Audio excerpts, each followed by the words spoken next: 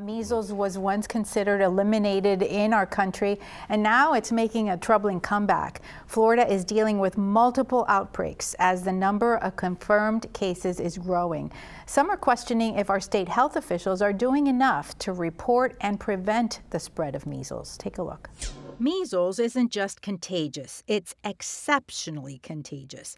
Epidemiologists measure the spread of disease with something called R0. That's the average number of people that one infected person can pass a virus to. For measles, that number can be as high as 18, far higher than many other viruses. For comparison, seasonal flu typically has an R0 of 1 or 2. Across the state of Florida, outbreaks have emerged on school campuses, including a handful in Tampa Bay. More than 40 cases have been confirmed at Ave Maria Catholic University outside of Fort Myers. When we think about risks for outbreaks, we think about lots of people that are close together. So dorms, barracks, prisons, nursing homes are all high risk for things like outbreaks, and measles is super contagious. Tracking the spread has been complicated by reporting delays from the Florida Department of Health. The agency updates on statewide measles data sometimes take more than a week after cases are identified. Public health experts warn that lag can make it harder for families and pediatricians to assess risks in real time. Measles is super contagious. However, the vaccine is super effective. So like 1 dose is 93%, 2 doses like 97% effective in preventing illness, which is awesome. Nationally, the resurgence of measles prompted renewed calls for vaccination. Take the vaccine, please. We have a solution for a problem. Not all illnesses are equally dangerous, and not all people are equally susceptible to those illnesses. But measles is one you should get your vaccine. Dr. Mehmet Oz oversees federal health programs. His public urging for vaccination stood out amid a broader political climate where vaccine mandates have faced strong opposition from the Secretary of Health and Human Services, Robert F. Kennedy, Jr. Nationwide, supporters of the movement known as Make America Healthy Again have sharply criticized vaccine requirements and questioned the authority of federal public health officials. And Victor, were you surprised to hear that soundbite with Dr. Oz? A little bit, but he's a doctor. Kennedy's not. And the sad part is, even here in the state of Florida, Dr. Lopano, our Surgeon General, who is a huge anti-vaxxer. He did a decree in this last year saying that there's a whole list of vaccines that people should not take. And on a federal level, you got a group within the MAGA movement, the MAHA movement is also very anti-vaxxer, and they had the entire vaccine panel federally that was completely stripped of all the institutional knowledge that was there, the doctors, and all those people were replaced with a whole stream of anti-vax, people that were sympathetic to Kennedy. So there's mass confusion, sadly, amongst the public. If I had kids, I wouldn't even, they say, go see your doctor. Well, you don't have time to. Every single parent cannot go to the doctor and sit down with a list. Oh, hey, doc, what can I take? And if the federal government doesn't say it's a good vaccine to take, that affects the insurance reimbursement. So a vaccine that may be free is now going to be costing parents hundreds of dollars, and that's not right either. So it's right now, and even the CDC in Atlanta was decimated by the Elon Musk Doge. Travis, would you say that that's a fair assessment? No, not entirely. I'm glad that my child got the MMR, right? Measles, mumps, rubella, right? Recently, within the last few years, I got it. I know that I got it. I got lots of shots in the Army as well. I believe in vaccines. I'm glad there's scrutiny, on the other hand, of what's going into some of the vaccines, especially the mediums, and whether they're using mercury and things, and doing things that are cost-cutting, perhaps, because they, these are mass vaccinations, right?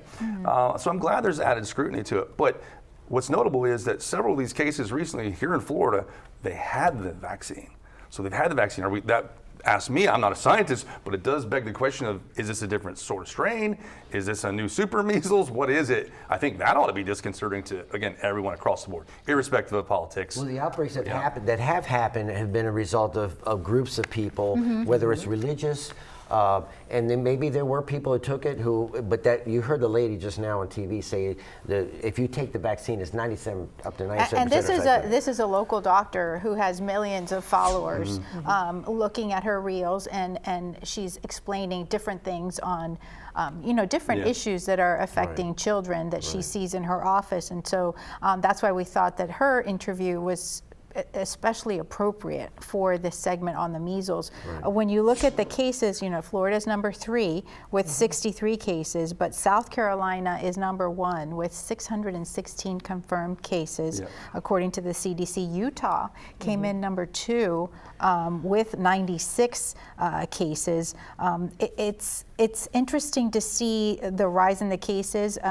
Camille, I'd like to ask you specifically about what makes the population in Florida especially worrisome when it comes to these our numbers. 63 doesn't seem like a lot compared to South Carolina and Utah, but what is the concern with our population being different from those? With our population, obviously, we have a higher amount of people who are over the age of 65. A lot of people move down here, whether they're snowbirds or permanent residents. And so we have a lot of people here who are in that age range, and we also have a lot of small kids here. So considering the fact that it's so contagious, that's sort of something that I think needs to continue this conversation about communication between the CDC and the Department of Health so that people are aware how contagious it is, how you can get it, and how you can prevent it. Well, now, one of the things that we've talked about was the changes in the Trump administration under Kennedy in the Health and Human Services. And I just want to clarify, in January of 2026, the administration dropped some of the vaccine recommendations for kids. It changed the traditional vaccine schedule from the Department of HHS. That was after the Trump administration asked the HHS to review how peer nations approach vaccine recommendations. So that's something that supporters of that review point to as a reason to support that effort. States, not the federal government, now have the legal authority to require vaccinations for school kids. Federal requirements can influence state regulations, but not mandate that. And so that is something that folks who support the changes point to, and yet you have the critics who say that this is a dangerous move. It's interesting to note in the 80s how many vaccinations were required. I looked up leading up to this segment, and in the 1980s, the CDC recommended 23 vaccines, 23. And in 2024, when they did an upgrade to the whole process, they raised that from 23 to 84 vaccines. Wow. So, it's worth looking at and really making sure that we continue to talk about this issue of measles and vaccines and everything that comes with it.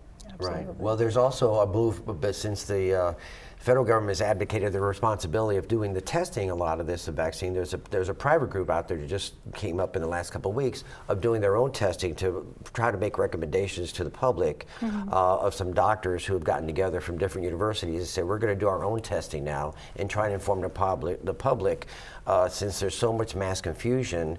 And the sad part is, you said it in a previous segment, it only takes one person infected to affect 15 others. 18 or 18 measles, others. yes. So that's how, and the sad part is we have, again, Dr. Lopano in Florida, a big anti-vaxxer. If you could come from Florida, and we're a very mobile society, you can hop on a plane, carry it to another state that have protected themselves, and then now you're infecting other people that have taken the Well, So look, it's Victor, I'm glad to see the public sector, private sector stepping up. Then they're stepping up, and they're, Well, it's definitely they're filling the void. definitely a story that we'll continue to follow and see what they find in their Yes. studies.